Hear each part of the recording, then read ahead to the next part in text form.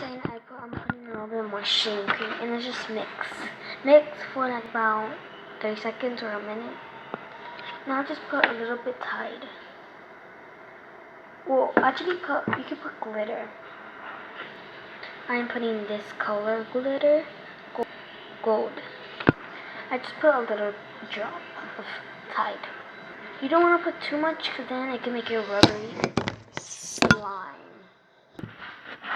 So I finished this. This is how it turned out. This is the two slimes and this one and this one. The slime. So let's check them out. So I'm putting them together. This one just has a little bit. So let's see how it is. So this one is the Tide one and it's really stretchy. So I think I picked the winner.